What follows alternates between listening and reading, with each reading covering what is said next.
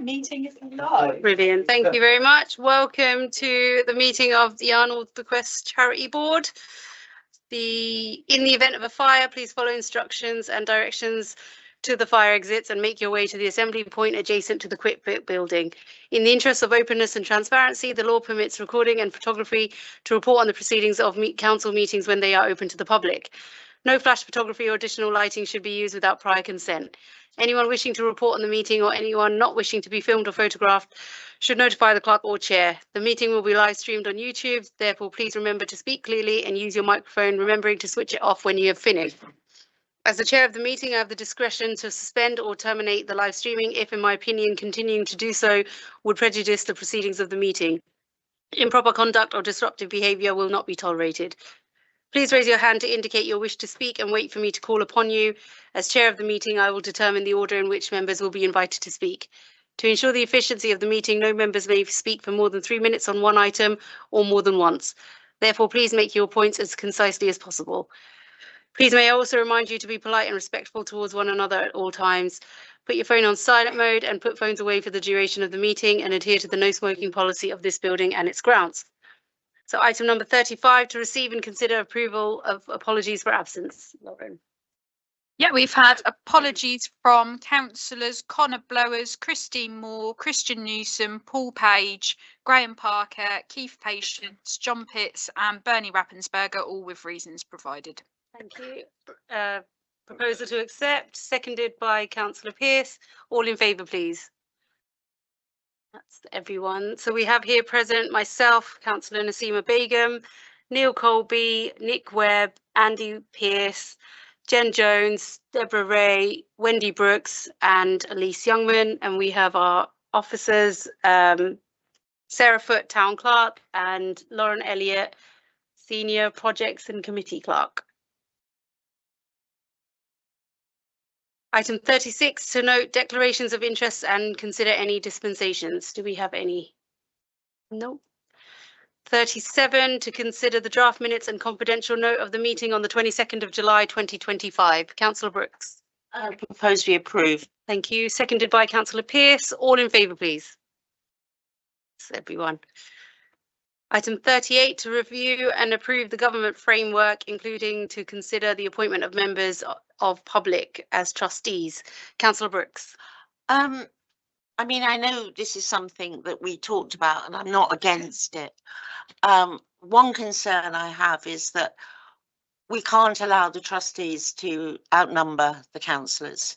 So we have to have that in whatever format we have. I mean, if we can find people who'd be willing to join a board of trustees, because I believe we can do it, reading Karen's note, we just need to change a few things.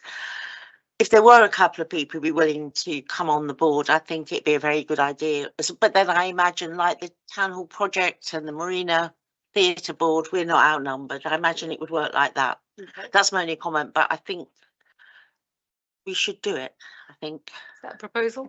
Yeah. Thank you. Councillor Pearce?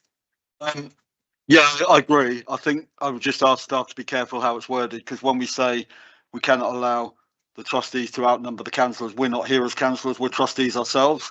So, but I think what Wendy's talking about is exactly the same as a non-councillor member on a town council committee. So the town council trustees must not be outnumbered by the non-town council appointed trustees, however you want to word it.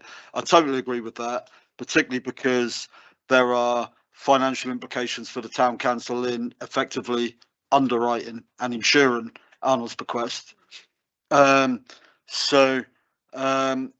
agree with that, and I think the process of recruiting and appointing a member of the public as a trustee should probably be the same, you know, an interview and a vote.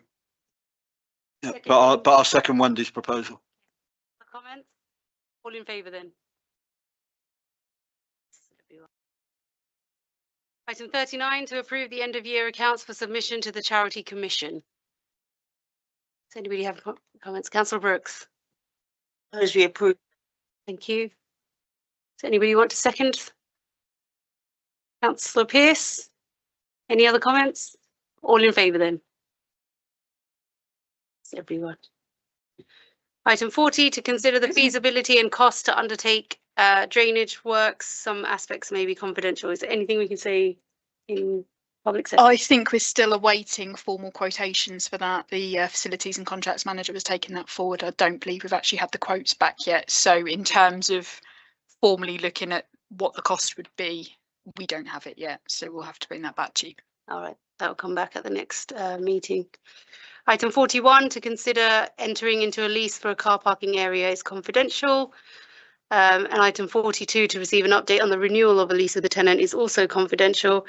So the date of the next meeting is Tuesday, the 27th of January 2026 at 6 o'clock.